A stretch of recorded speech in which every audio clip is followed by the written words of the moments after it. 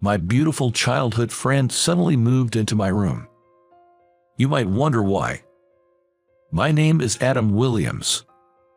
I am just an average single office worker. But right now, I'm doing my best raising a child. The 3-year-old girl is active and sometimes a handful. Every day I was flitting back and forth between work, daycare, and home. You might wonder why I, a single man, am raising a child, and there is a big reason for that.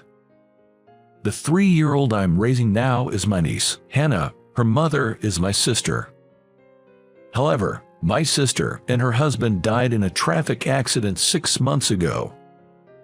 My parents are elderly and often in and out of the hospital due to poor health. I thought of turning to my brother-in-law's family, but it seems they were not on good terms, so I couldn't rely on them. But I felt bad putting her into an institution, so I decided to raise her myself. Luckily, I have a decent income and a good amount of savings as a single man. On top of that, my workplace is flexible with hours, and my boss, who is also raising a child, fully supports me. I was told I could take time off if something happened, and even if I couldn't work for a while, I had enough money to live on. But raising a child is not so easy. Hannah, now 3, is starting to learn words and talk about various things. But because she's still developing her language skills, there are times when she can't express her feelings well. And I am not used to raising kids.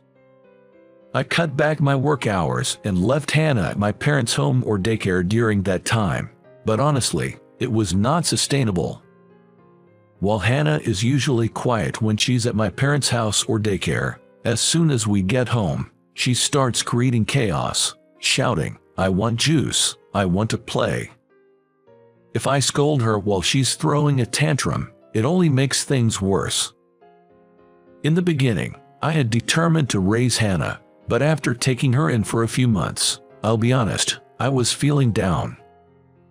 Every time Hannah cried, I felt like she was saying that she'd be better off with her real family, and I was feeling pressured. Seeing me like this, my parents decided to help. They sent a housekeeper to help me out. They suggested I should take a little break. They probably felt bad for putting so much burden on me, considering they were in and out of the hospital. The house was a mess, and there were many times when I felt I needed a woman's touch. I was really grateful for my parents' thoughtfulness. So, today, the housekeeper was supposed to come. She's from a home cleaning service. When I saw the housekeeper who arrived, I almost screamed. And Mary, Adam, we both nearly screamed in front of the entrance. Yes, the housekeeper who came today was my childhood friend. Her name is Mary. She used to live in my neighborhood, an incredibly beautiful girl, my first love. Mary was just so gorgeous in every way that there were many other boys who also had her as their first love. She had clear skin, beautiful long black hair, a figure that developed too well, and a calm smile. There's no way not to fall for her, and indeed she was extremely popular. By the time we were in the later grades of elementary school, there were love letters in her locker every day, and there was a legendary story about her receiving countless gifts on her birthday. When we got to middle school, the number of boys she turned down was countless, and I, who had been good friends with her since elementary school and often walked to school with her, was quite resented. But our relationship as good friends didn't last forever. Around middle school, she started being followed by a bad guy. Her parents decided they couldn't solve the problem and moved away with Mary when she graduated from middle school. We kept in touch for a while, but eventually we drifted apart, and that leads us to now. I'm surprised. I thought the name sounded familiar, but I didn't expect it to be you, Adam. No, I didn't expect you to be the one coming either. Apparently, Mary had received my information from the company, But now I'm not living at my parents' house, and this place is not near my childhood home. Moreover, Mary knew that I was pretty good at housework and used to help around the house, so she didn't think I'd need a housekeeping service. But once she saw the state of my house, Mary shrugged her shoulders. What happened here? The truth is, my sister passed away in a car accident, and I've taken in my niece. What? Mary used to come over to my house a lot when we were in elementary school. So she knew my sister, and offered me condolences. I'm so sorry for your loss. Hearing those words makes me a bit sentimental. I was trying to raise her well, though I know I can't replace my sister, but I've got my hands full taking care of her, and as you can see, don't be so hard on yourself. This is your first time raising a kid. If you have time to feel down, spend it with your niece. After saying this, Mary started to get busy. She opened the windows to let in fresh air, quickly put the laundry I'd taken off into the washing machine, and started tackling the dishes pile. She was like a wizard. When I picked up Hannah from the daycare and came back home, the house was unrecognizably clean, which even surprised Hannah. Our house is so shiny. Mary's work should be finished by the evening. I figured she would have left while I was at the daycare picking up Hannah. I felt I should have thanked her for her amazing work, and just as I thought that, "Oh, welcome back." From the kitchen, Mary poked her head out. She was wearing an apron, and her appearance was that of a typical wife. "Wait, Mary, weren't you done for the day?" "Yeah, I was, but I just couldn't leave it like this. Oh, here's your key." I had left my key with Mary and asked her to leave it in my mailbox when she was finished. I didn't want to keep Mary until the time I picked up Hannah, but it seems like she stayed anyway, after notifying her company that she'd be going straight home. "Nice to meet you, Hannah. I'm sorry to bother you at home. My name is Mary. You must be surprised, right?" Mary squatted down to say hello to Hannah, but Hannah, perhaps a bit shy, clung tightly to my leg. Seeing this, Mary smiled and said, "It's a bit intimidating, isn't it?" and then looked at me. "Come on, wash your hands and gargle. I made dinner, so let's fill your tummy first." "But, aren't you off work?" "Yeah, I'm done, but I just wanted to help out personally. I hope you don't mind." Mary looked up at me, her head cocked to one side, and honestly, I couldn't resist her charm. In fact, I was quite pleased. I have joked about wanting to try Mary's cooking before I left to pick up Hannah, and it seems she had heard me. Of course, I can cook too, but there are times when you just want to eat someone else's homemade food. So, I decided to let myself enjoy Mary's hospitality today. Hannah was initially nervous, but the moment she tasted Mary's hamburger, she said, "Delicious, better than yours, Uncle," and was wolfing it down. In no time at all, she warmed up to Mary. It's a hard pill to swallow, but Mary's burger is dozens of times better than mine. I wonder how she manages to make such a juicy and fluffy hamburger. And she even shaped the burger into a bear to make it appealing to children. Seeing Hannah's delighted face, even though I felt a bit frustrated, it must have shown on my face. Since you, Adam, have been taking care of Hannah, I was able to focus on the cooking. That's why it's only natural that my cooking is better than yours. She said something like that. At that moment, I felt my heart, which had always been half-hearted about childcare, suddenly lighten. It's always like this. Mary knows just the right words to say when you need them.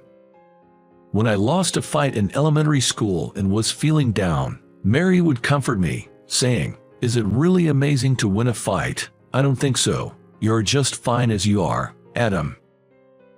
And when it looked like I wouldn't get into the college I wanted, she gently pushed me forward, saying, "It's not the end of the world if you don't get into that school. You'll have other opportunities at other schools, and if you stress too much, you might fail to seize even those you could have." Thanks to her, The pressure eased, and I was able to successfully pass the exam. But Mary moved away, and I haven't been able to return the favor. I was thinking about this while I was putting Hannah to bed. I'm a grown man, and I really wanted to do something to repay her. But I've spent a long time apart from Mary, and honestly, I didn't know what she would want. So I asked Mary, "Hey, Mary, I want to thank you for everything you did today. Is there anything you want?" When I suddenly said that, Mary looked surprised with wide eyes. What's with you all of a sudden?" "No, it's not sudden. I've been helped by you since the old days, Mary. I just want to return the favor."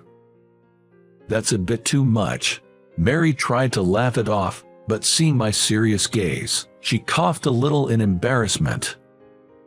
"Well, if you insist, there is something I want." "Really? What is it?" "I can't promise anything, but I'll try to get it for you." "Well, a spare key to your place." What?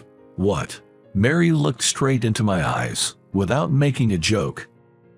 "Well, without me around, Adam, I think you'll mess up the room in no time." Also, I'm worried about Hannah. Girls grow up so fast. Even you sometimes make comments that lack delicacy, so I want to stick around for a while." Saying that, Mary extended her hand. "Are you sure about this?" "Absolutely. It will be convenient for me, and I'll be happy to have access to your house." Mary gifted me with a warm smile, so I handed her the spare key. Since then, my life has changed dramatically.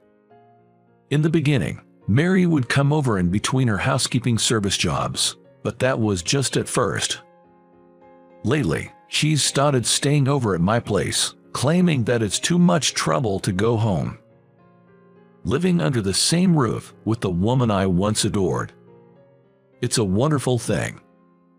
But the reality is, with a 3-year-old girl in the house, there's no time to dwell in such moods. Thanks to Mary taking over the housework, I can spend time with Hannah, and Hannah returns home having learned a lot at her daycare. If I take my eye off her for even a moment, I'd surely be left behind her growth. So, I was happy that I could properly look after Hannah, and Hannah too has seen changes. She must have associated Mary with her mom. Hannah started to become more dependent on Mary, and she stopped throwing tantrums. Even if Mary isn't her mother, the presence of a woman who is there to protect her must have comforted Hannah. Before we knew it, neither Hannah nor I could imagine a life without Mary. We started going out together, playing together, just like any normal family. It was about time to be a real man. I started thinking about marrying Mary, and wishing that we could stay together forever. But what about Mary?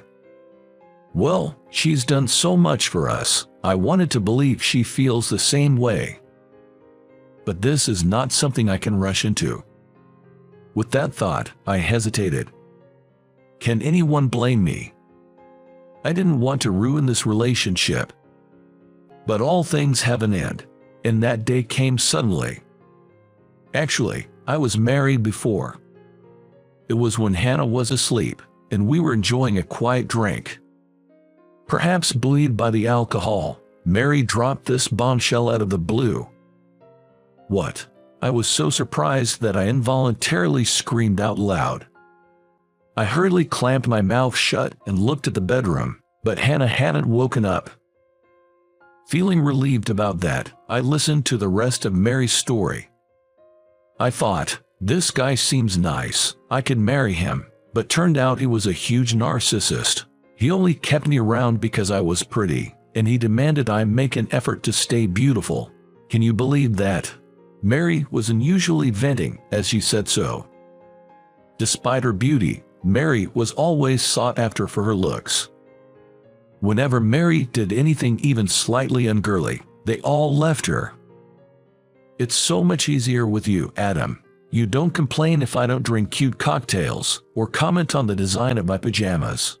That's just because your taste is so terrible. I've given up commenting on it. What did you say? While exclaiming, Mary puckered her lips and guzzled her beer in a robust manner. She always drinks like this, but today she was even faster and more masculine. By the way, the pajamas she's wearing today have a rather unique design, featuring a character depicted as a teacup with arms and legs, sitting on heels. I wondered why Mary chose it, but Hannah found it very good. I didn't understand it, and I'm not one to comment on Mary's clothes, but if a woman differed from their ideal, some men would point it out or even enforce their ideals. That must be quite stifling. So, thank you, Adam. For always accepting me. I should have married you. I wonder why I ever let you go. With that, Mary slumped over the table. I thought it was her way of hiding her embarrassment, but I was wrong. Mary had fallen asleep right then and there. Sheesh, you've had too much to drink tonight. I carried Mary to bed. In her own way, Mary must have struggled.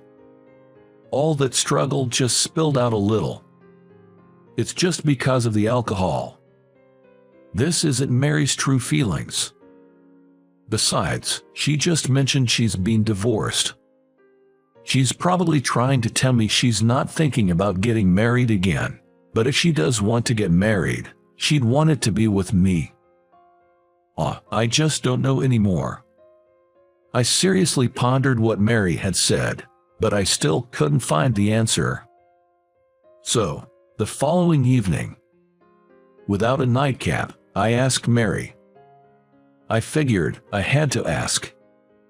Mary, do you want to marry me? What? Caught off guard by my question, Mary's gaze wanders. A little flustered, she stammers out, I'm sorry, I said something weird yesterday, didn't I? I get it. You have Hannah, and you're not thinking about marriage, right? We've been friends since we were kids, so we couldn't possibly see each other that way. And yet, I said something like that yesterday. Wait a minute. I want to marry you, Mary. I grab Mary's arm as she panics, staring at her intently. Then Mary looks at me with wide eyes.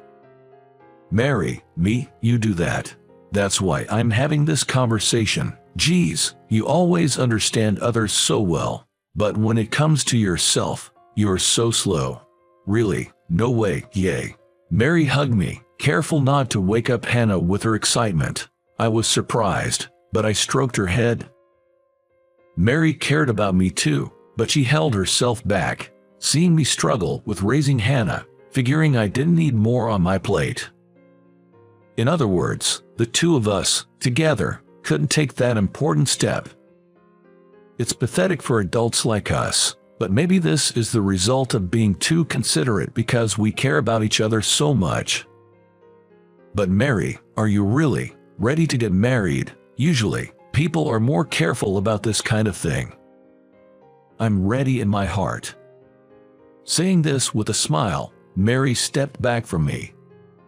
She then took something out of her bag and held it out in front of me. When she unfolded it, it's a marriage certificate. When did you get this? You remember how I told you yesterday that I was divorced? That made me want to show my commitment, so I picked this up today. Mary said this with a shy smile. Despite all the talk, I was determined to properly convey my feelings to Mary, who had prepared so well. I love you, Mary. I love you too, Adam. And with that, we both broke into laughter. Not long after, Mary and I got married. It's what you'd call a zero-dating courtship marriage. We were practically dating, but we had never been on an official date or anything like that. So, since we got married in that state, we were very conscious of each other's situation and very nervous about each other. Well, we were happy to be in that mix of beginning a relationship and a honeymoon period. You get what I mean, right? Despite all this, we didn't have a wedding ceremony. There's Hannah to think about after all. Besides, we thought our apartment was too small, so we bought a house, which meant we couldn't afford a wedding. Once we got the house and bought a car, Hannah, before we knew it, was 6 years old and had grown into a grade schooler. With our marriage, we officially adopted Hannah and we became a legal family. Now, hearing her call us Dad, Mom, brings us so much joy. And our family isn't just Hannah. There's a new addition on the way, in Mary's belly, our child, who will be Hannah's little brother or sister. Even though Mary's not showing much yet, Hannah has already started helping out around the house, perhaps in the spirit of being a big sister. Mary always said that girls grow up fast. She wasn't kidding. But there's always laughter around us. We're happier now than I could have ever imagined when it was just Hannah and me, and I am fiercely determined to protect this life at all costs. For Hannah, for Mary, for the child who's on the way, I've resolved to do my very best. How did you find it? Your subscription to the channel motivates us to create more content. Let's meet again in the next video.